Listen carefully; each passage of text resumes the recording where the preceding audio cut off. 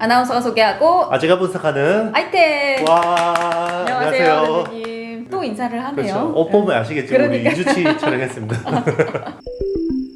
오늘 이번 주제는 네네. 사실 그동안 여러 가지 이제 뭐 부품 관련돼서 다양한 기업들을 좀 알려주시기는 했는데 이 부품주만 모아서 한번 네네. 싹 정리를 해보면 어떨까 네네. 해서 IT 부품주로 네네. 정리를 해봤습니다. 네. 그런데 참 놀라운 점이 부품주들 다 실적 괜찮잖아요. 네, 근데 주가 흐름이 안 좋거든요. 그렇죠. 저희 앞선 찍었던 그 메타버스 전체적으로 다 잘 되는데 이 그렇죠. 부품주들은 왜 이렇게 흐름이 안 좋을까 이게 참 궁금했어요. 그렇죠. 결국은 이제 피크아웃에 대한 우려 같아요. 3분기까지는 좋은데 4분기에는 슬로우 빠질 거다. 그리고 결국은 내년 1분기에 더 빠질 거다. 이거에 대한 걱정들이 계속 프라이싱이 돼 있는 상황이고요. 저는 이제 조만간 이제 2분기에 반등을 보면서 또 다시 반등하는 시점이 점점 다가오고 있다고 보고 있습니다. 근데 4분기 전망들도 네. 괜찮은 회사들이 많지 않나요? 많죠. 네. 근데 원래 대한민국 섹터 자체를 네. 글로벌 어떤 펀드들은 투자를 하잖아요. MSCI 신흥국 지수인데 네. 이 회사 그러니까 이 회사가 아니라 이제는 국가가 하나의 회사처럼 좀 수출이 떨어지겠다라고 하면 이제 좀 비중을 줄이고 수출이 좋아지겠다 그러면 또 비중을 늘리고 거기에 또 환율이라는 변수도 있고 여러 가지들을 고려했을 때 이제 한국이 그동안 이제 코로나19로 인한 어떤 기저 효과를 충분히 누렸고 이제는 정상으로 가고 있기 때문에 네. 거기에 대해서 또 디레이팅이 좀 돼야 된다 이런 논리들이 좀 있습니다. 대표님은 동의하세요? 그런 전망들에? 뭐 이미 프라이싱 됐기 때문에 뭐 동의하고 안 하고 간에 의미가 없는 거고 일단은 그게 우리나라의 수출에서 제일 중요한 부분이 반도체잖아요. 그쵸. 그죠? 대부분의 이익이 반도체에서 나오는 거고 결국 반도체 중에서 디램이에요. 그죠?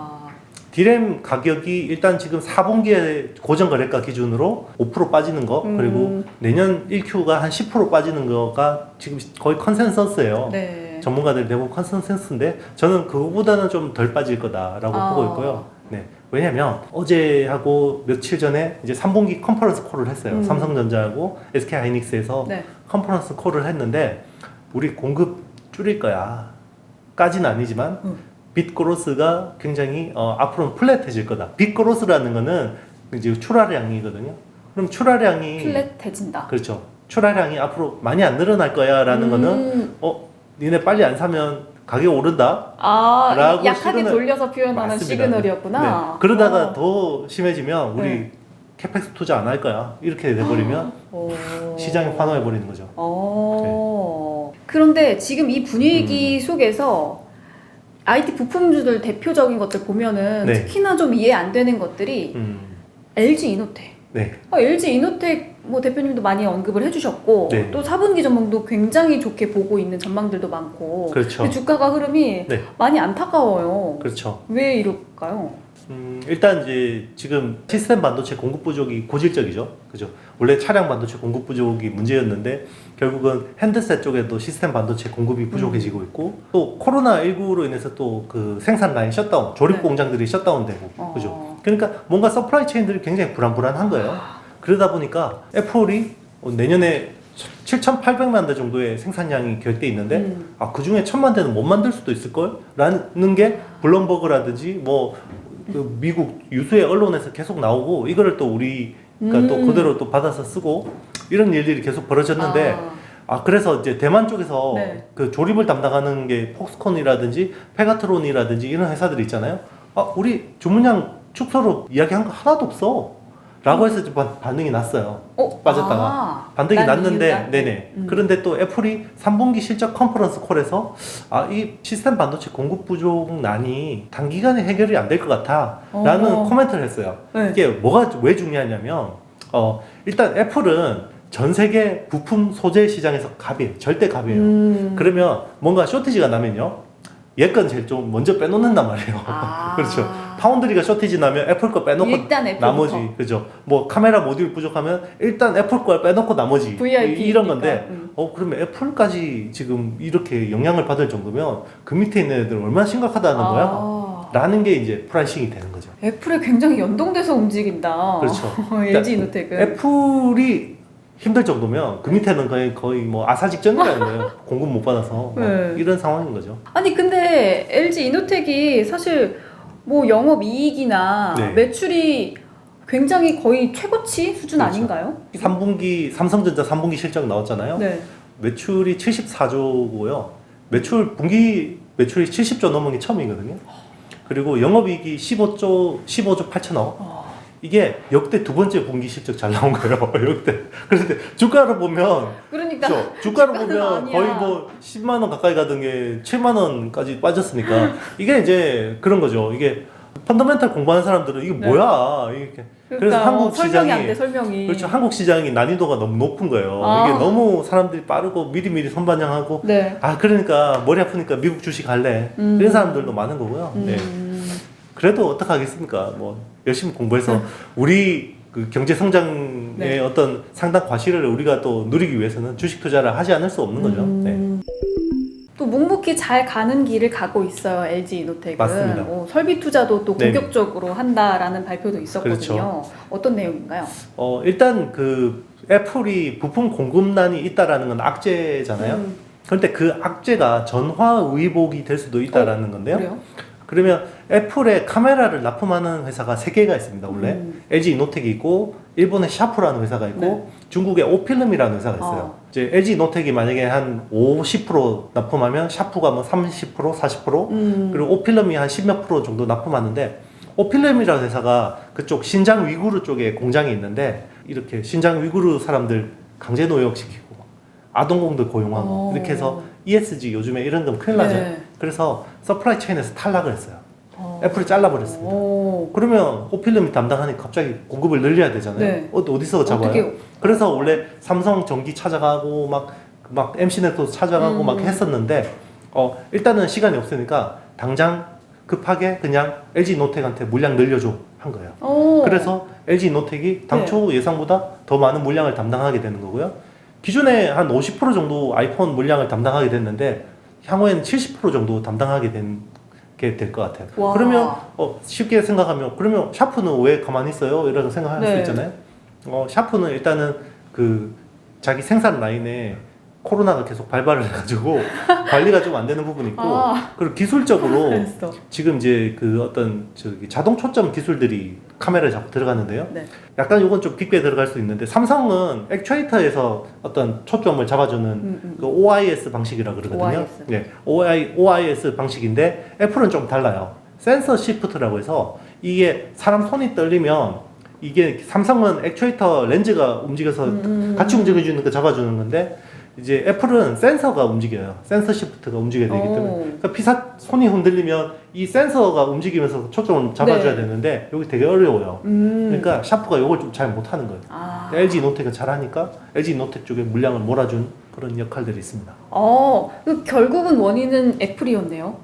그렇죠. 오, 설비 투자를 굉장히 공격적으로 해서 네네. 또 앞으로 전망도 굉장히 그렇죠. 좋게 보는 이제 아이폰 뭐 13 시리즈의 4개 모델인데 여기서 한 70% 정도를 LG 노텍이 담당하게 될 것 같고 그리고 이제 그 애플 AR, VR 이런 것들 있잖아요. 그리고 타임 오브 플라이트, 뭐 라이다 센서 이런 것들은 또 LG 노텍이 납품할 가능성이 굉장히 높아지고 있습니다. 그래서 지금 주가를 보면 고점 대비 좀 많이 눌려 있는 상황인데 그렇죠.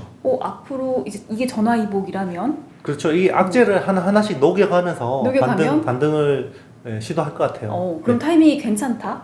그렇잖아요. 우리 1년 동안 하면서 우리 타이밍 잡지 말라고. 그렇죠. 작가님이 그렇죠. 잡아보라고 그렇죠. 하셔가지고 항상 우리는 분할 매도.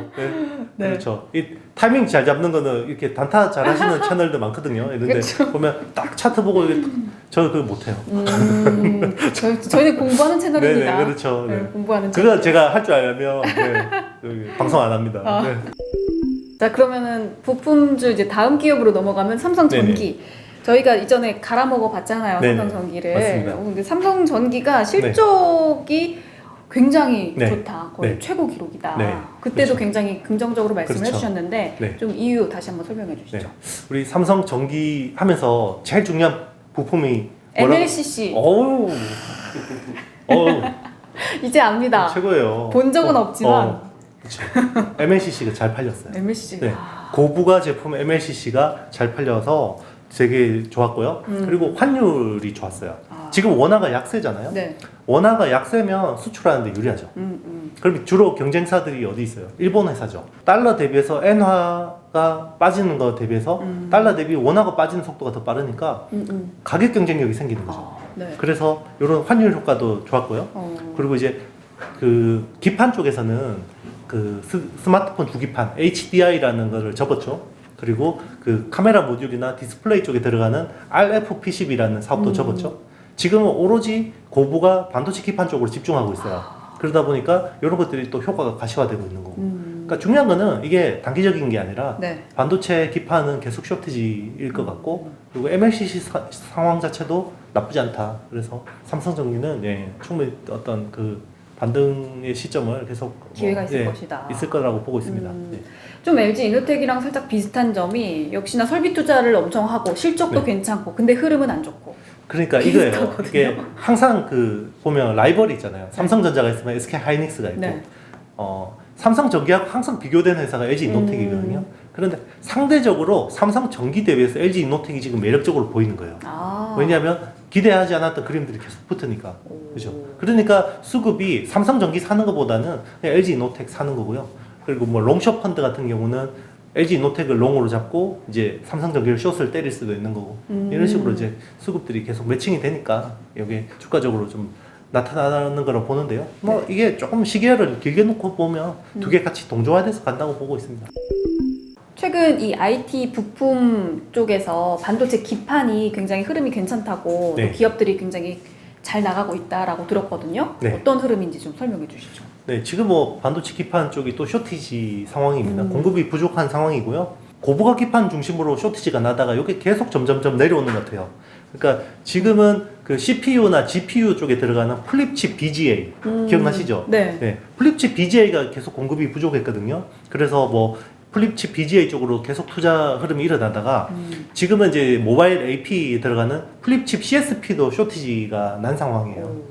그런데 앞으로는 메모리 기판도 공급이 부족할 거다라는 전망이 나오고 있습니다. 그래서 이게 공급 부족이 빅사이클로 가겠다. 이게 패키징 기판은 원래 한 2년 전부터 업황은 좋았어요. 업황이 좋았는데 이게 지금 뭐 이비덴이라든지 일본의 신코 덴키라는 회사들은 영업이익률이 20%포인트가 올라가요.